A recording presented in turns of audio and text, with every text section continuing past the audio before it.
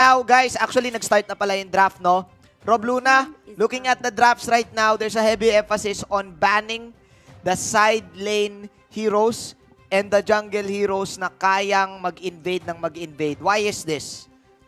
Medyo well, speaking of invade, nandito pa rin naman yung Natalia and even Roger. Pero, wait, let me go ahead and analyze kung ano ba yung nangyari. Medyo yung mga heroes, the Takyalid, the Zohed, the Cho, mostly kasi yan din yung mga heroes din ng NXP Solid. So meaning to say, Execration, pinag-aralan din nila talaga kung ano yung mga usual picks ng NXP Solid. Pero what I really like dito sa NXP, that they had the Hilda. So they have more opportunity na to do invades, even the Selena. Ito, well, Selena ni Chester to, most likely. And nasa nakikita ako ngayon, medyo maganda magiging simula dito ng NXP Solid on their first 3 picks. Gusto ko yung pinoint out mo doon, Rob Luna, kasi mukhang mas trip ni Nayawi and Chester yung mga heroes na gumagangster.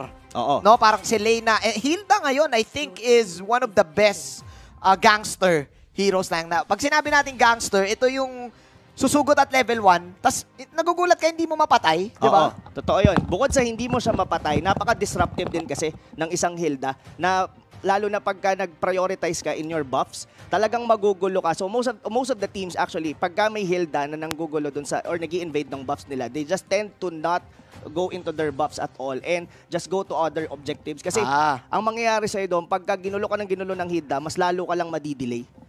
Oo, kumbaga wag ka magpatukso. Yes. No, kahit anong niya sa'yo, kahit anong PM niya sa'yo. Yan yung Hilda siya yun Zone zone mo lang. Oo, scene zone mo lang, no, para hindi kayo ma-delay. Yes. Which is, I think, the main plan of Execration because of the Selena, NXP Solid because of the Selena and the Hilda. Meanwhile, Rob Luna, parang umiling ka ng onte dito sa Balmond pick na to ni kaibigan Chakno.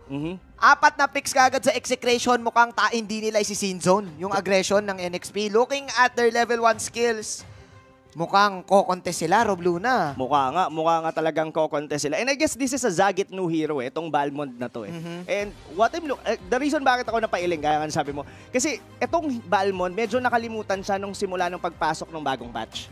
Diba? Parang ang dami kasing mga heroes. And isa rin na mapapansin natin pala dito, paring Manje, na these teams are not willing to use the heroes available na galing from the next project. So hindi dinisregard nila yung mga heroes na yun, which is yung mga kadalasan lang naman nagagamit doon was like Saber and Mia. Pero still, looking solid para sa akin dito. The last 2 picks dito na NXP Solid. The Lancelot, of course, that's gonna be H2O hero. MB, still, gumagamit na itong Gato Katsa. And, of course, that's probably... Ito ngayon ngayon ang nagiging ng Execration, paring Manjin The 2 marksman setup. So, hindi na ako magtataka if eto Max Masus mag-iiwan siya sa solo, sa gitna. Benny Cutie will be going on to the gold lane. Then suddenly, Hate yung most likely yung iikot sa mga natin.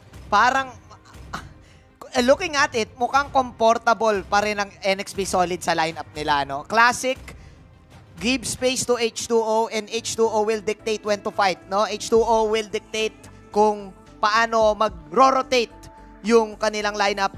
Meanwhile, Execration, they're looking forward to the late game na naman, like what you've said, Rob Luna. Benny Cutie on the Claude. Men, looking at the lineups right now, kanino ka pumapabor? Bibigay ko muna yung akin.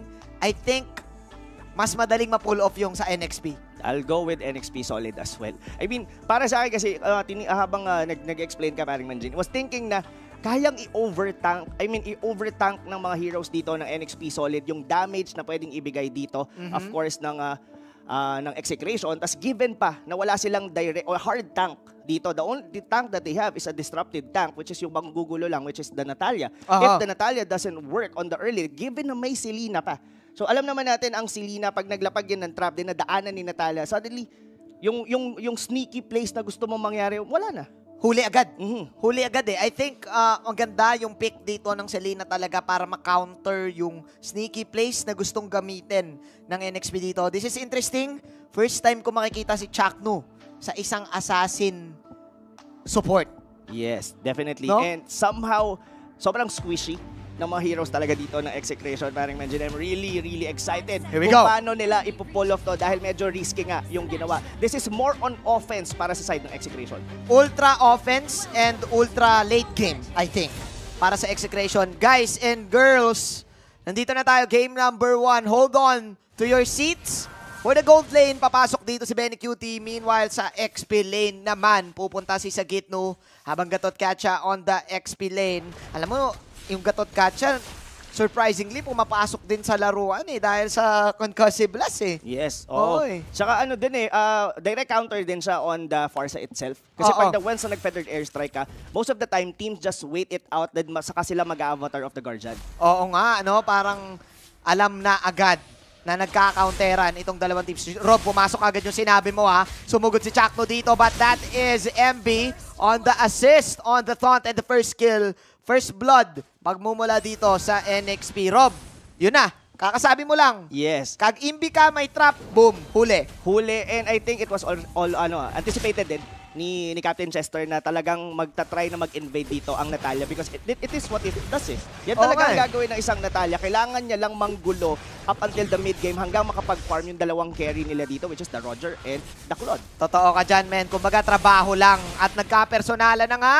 Chester with a failed attempt on getting the Garrote, but Kiawe is here with the Kakose Blast, but that is the pounce.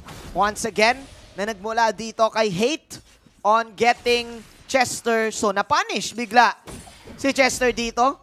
1-1 ang ating score. 1-1 ang ating score. And something interesting din pala dito, with the Claude, Oo. na naka-avarice pala siya dito. So talagang stay lane siya dito in the form of farming din as well doon sa kanyang So somehow, medyo less yung damage, medyo tanky, pero yung habol mo dito kasi with the avarice is mas marami kang gold na makuha every hit. Diba? Magpapera lang. Yes. Yun lang yung gustong gawin ni Benny Cutie dito. Kumbaga, Rob, work is work. Work is work. Trabaho lang. Trabaho lang. Speaking of trabaho, ito na yung trabaho ni Chaknu. Renny J nagtrabaho na rin ang kanyang Contra Inferno, but Chaknu with the smoke screen. But Renny J's spell lifesteal is too much para hulihin dito, para ma-outplay ni na Chaknu. So another failed attempt na nagmula dito kay Chaknu, Rob Luna. Oo, it's really going well para sa side dito ng NXP Solid, mga kaibigan. And speaking of, almost tatlo dapat yung gagank doon kay Rene J, and he actually pulled it off at naiiwan dito sa MB. Gaya nga ng sabi ko sa iyo kanina, paring Manjit, pag na-out-tank dito ng NXP Solid, regardless may damage ang Execration, I don't think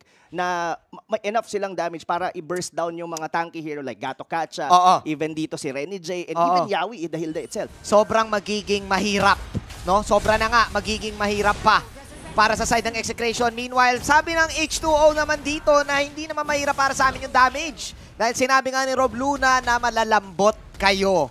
Bukod sa malambot, may damage kami. So, NXP Solid, Rob, ginagamit nila yung kalakasan ng burst nila at level 1 at yung tankiness nila para makuha itong early game. And aside from that, parang Manjit, ito tignan mo dito, we have our Gillette instant replay. May kita mo dito, talagang even H2O, kaya niyang pasukin. Isa pa ang lalambot din talaga ng hero dito ng Execration. And that's the price they have to pay na wala silang hard tank dito. Naturally, malambot sila, no? Kasi yung pseudo tank nila dito ay yung Balmond lang. Which is, I think, napatunayan natin na kapag late game, hindi natin gusto, no? Kasi nawawalan ng damage. So ngayon, ayan it took a long time bago ka maka-recover. Sabi dito ng Salvakuta, Execration, napakatagal bago sila makapagpatumba ng isang hero sa ganitong stage. Pero I think baka mamaya, alam mo naman, late game Claude Isa ka rin sa mga Claude, alam ko, Claude users Alam mo yung damage output niyan kapag nagkaroon na ng Demon Hunter Sword Yes. Pero kasi let's for example, in a perfect world, sabihin natin nakapag-farm dito yung Execration. They have damage from Benny Cutie. Isang ulti niya dito with Blazing Duet. Paano mo i-burst yon sa isang H2O? Kasi pwede siyang mag-Torn Throws, pwede siyang mag-Phantom Execution na ganyan na hindi mo masusulit yung Blazing Duet sa isang Lancelot. Siguro pwede mong madaling ma-burst down was just only Chester. Yung support pa. Yeah, the support. Yung support pa. Tama ka dyan. Bukod sa tankiness, sabi ni Rob Luna dito ay meron ding mobility. 4-2 is the score. Basag na rin yung tower dito sa bottom lane. Same as game number 1. Nung last time silang nagkita, NXP Solid dictating the early game. I think it's based on stats na ang sakit, ang lakas ng NXP kapag nakontrol nila ang early. And looking at the items, Rob Luna, pabuo na ang endless battle ni magkaibigang Renny J. Yes, bukod sa endless battle, we'd also have to look dito even yung mga damage or tignan mo kung anong binibuild dito ng mga ni MB dito going for the curse helmet. Oo. Alam mo yung magpapakunat lang sila and they Oo. just automatically win dito sa laro na to. And Chaknu, dito yung pinaka magiging silbi niya sa game na to, somehow unti-unting nawawala. Nag-e-expire. Yes. Yung damage output ni Chakno dito. Another arrow coming in. Last Phantom Execution. 170 gold sa bulsa dito ni H2O. At kagaya nga ng sinabi mo, Chakno, no. Sa pag-execute, dalawa na wala para dito sa execution. Ang mahirap pa pala dito, no, Manjin, is that nag-aagawan na ng farm dito si yung Roger natin and as well with Claude. Oo Kasi nga. lumiliit ang mapa ng execration dito at hindi na nila kayang i-contest kahit sa ang lane pa. Oo nga, kumbaga, yung baon mong kanin, nung elementary ka, pinaghatian nyo pa nung kasama mong medyo buraot. So medyo nagugutom kayo ngayon sa farm. Totoo. Parang ganun yung nangyari. Gutom talaga sa farm. At ito pa ang mahirap dyan. They really need to out-damage dito ang NXP Solid. Pero I don't think we will be seeing that for the next like 3 to 5 minutes of the game. Dahil ito, lalo na pag nabasag itong outer turret dito sa gitna, which is the T3, sa execution, mas lalo na sila dito. Even their buffs, baka hindi na rin nila makuha. Parang nagkakaubusan na ng resources dito. And Rob, gusto ko yung sinabi mo kanina na parang, actually hindi parang, itong NXP, comfortable sila sa mga heroes na ginagamit nila ngayon. Kabisado nila yung limits ng mga heroes and yung playstyle din, no? I think, up for debate yun eh. Ano bang mas pipiliin mo? Yung strat na kinumpose ninyo o yung mga heroes na talagang komportable ka? Parang mas gusto ko yun actually para sa side ng NXP eh. Ako would always go for the comfortable picks dito para sa side. Itong lahat ng hero dito na NXP Solid, komportable lahat sila dito. Well, we're not saying na execution na hindi nila kayang i-pull off to. Kaso kasi, isa sa winning condition dito na execution was Chaknu na manggulo on his Natalia. Pero di ba na-pick off siya doon nila Chester and MB. And somehow, lumiit yung nagiging yung point, nung pick na yan, nung draft na yan. At alam ni na Chester and Bian at mukhang magkakaroon ng laban. Avatar Guardian, sabog! Patay ang Germs, pero ayun pala mula sa likod. Phantom Execution mula na naman kay H2O. Buhay pa din ang Torre dito ng Execration, but still NXP Solid dictating the tempo of this game. Yes. Was thinking din pala, no, Manjin, wala rin pala sila ditong pang-pick off. What I mean pang-pick off, like crowd control on the side of execution. Paano mo hahabulin ng isang Hilda? Let alone pag tumalon na si MB palayo, nag-dash na si H2O. Sobrang paano ang pinaka-lockdown lang nila dito was a silence, yung smoke ng isang Natalia. Ng isang Natalia, yes. But hold that thought, Rob Luna, dahil mukhang magkakaroon ng laban dito. Ultimate lethal counter, dito si Hate with the pounce. And ngayon, Yahweh, dami niya stacks dito. Pero yung shield from the bush itself, Yahweh surviving the potential death. Ready J also flickering in. Papasok. Chaknu dashing out. Dashing through the snow. Chaknu buhay pa din. Very Cutie with the blazing duet. Wag kang makulit. Sabi ni Very Cutie. Chester ay tutor pet. 9-4. Lamang pa rin ang NXP. Pero may onting kill ang Exe. Pero hindi pa rin nagbabago ang storya ng game. Hindi talaga magbabago. Kung nakita mo ba yon yung doon sa part nung kay Yawi before actually the end nung clash na yon, sumasayaw na lang si Yawi doon sa may bush and hindi nila yung ma-hold. Execution dito talaga, they really need to kill the hero or at least, di ba, ma-hold nila yon. Eto, pero mukhang makukuha yata nila dito. Si H2O, Manjin. Nakuha si H2O. Sobrang clutch nun, man. I would take that kung ikaw ay Exe, NXP. Ang gusto lang sana nila doon ay Torre. Rob Luna. But again, going back to what you said, Yahweh again having the time of his life even though meron siyang 2 deaths, hindi agad mapapatumba. Kahit I think si Renny J, hindi rin eh. Totoo. Yun nga, dito naglalak din as well yung draft dito ng execution. Wala silang direct crowd control to be able to hold anyone dito sa mga miyembro dito ng NXP Solid. So unless na ma-burst down nila ang isang hero, pwedeng makatakas. Kailangan nila dito ng Blazing Duet. Tapos lethal counter, Chester. Garote out, tumapa dito ang trap na that is the taunt, sabay arrow na naman coming in sa Gitno. Makunat din ako, sabi ni sa Gitno. Buhay pa din. Same actually with NXP Solid on getting the Balmond.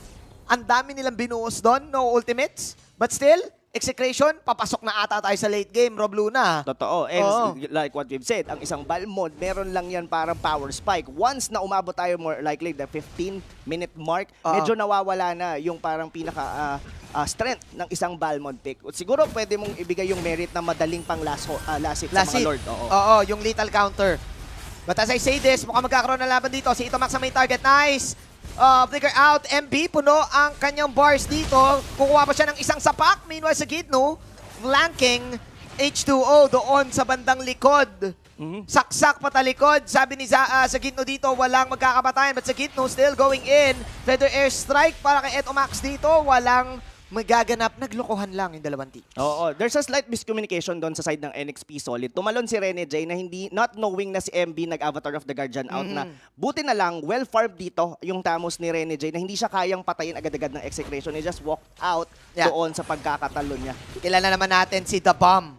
Rene J na kahit bigyan mo ng kahit anong hero basta makapag-farm, susugod at susugod eh. And I think isa yun sa mga strengths ng execration eh, yung alam nila kung kailan mag-overstay si Rene J. It rhymes. Pero yun na naman, naulit na naman Baring Minjin, pero mukhang hindi na saswertein dito si Sagit no dahil nakaabang doon si Chester. But look at dito, at Chakno, medyo na-spot out na siya dito. Oh my glove! Chakno! Chinuk! Chak!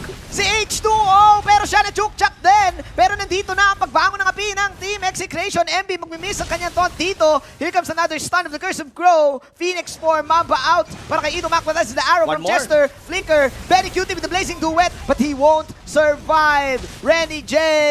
Okay ka ba, Rene J? Dahil mukhang okay na okay. 14-6. Akala ko yun na yun para sa execration. Pero Rob Luna, the bomb came to play. Rene J. Yes, ang ganda nung pick-off ni Chakno doon. Worth it yun kahit namatay siya doon. Pero syempre, na-out-damage pa rin sila. Nakita natin na full, yung Blazing Duet doon ni Benny Cutie was not really enough. Halos sinalo na ng buong miyembro dito ng NXP Solid in the damage. Wala pa rin, harap kiniliti lang eh. Oo, yung mga members dito ng NXP Solid for the ulti ni Benny Cutie. Sabi ng NXP dito, wag dyan. Oo. May kiliti ako dyan at ganoon lang yung nangyari. Kulang sa damage at masyadong makunat. Yun ang storya ng NXP Solid dito. Rene J, and pwede ko na rin sabihin na si Yawi. At meron na ring Dominance Ice. Si MB dito, countered na talaga. Pero bago ako magsalita, mukhang magkakaroon ng laban. Tinamaan ang tatlo! Avatar of Guardian mula kay MB. Tatlo din ang mawawala. Grabe, nabulabog yung mga gamo-gamo dun sa may damo, min. Oo nga, I'm not really sure kung nakita or na-spot out nila na ganun kadami yung membro doon na execration. This gonna be a free lord unless manakaw ni Itomax dito pero na-spot out siya ni Yawi. Tingnan natin kung kaya niya ba at mukhang hindi na nga Rob Luna. That is of course Retribution to execute the Lord. And Itomax, okay, mabubuhay pa siya. Tamang kending lang muna siya ng kanyang evening gown pero NXP Solid in control ng buong laro. In control and solid na solid pero syempre this is still execration. We're not gonna be counting them out kahit ano pang mangyari. This is the Gillette instant replay. Nakita natin yung talon after of the Guardian almost hitting 3 members of execration. Natira na lang sila Itomax and as well doon yung ang ganda nun. Sagit no?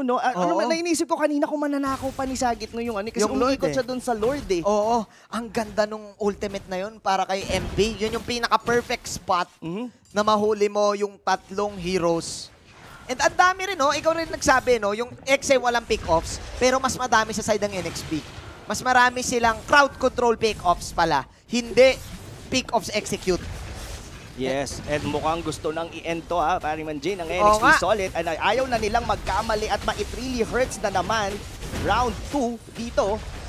Okay, pasok ngayon dito ang Blazing Duet sa dalawa. Pero nasaan na NXP Solid? Isang mabilis, sabi dito ng mga TikTokeries. At panahon na para umalis ang execration sa game number 1. NXP Solid owning the game.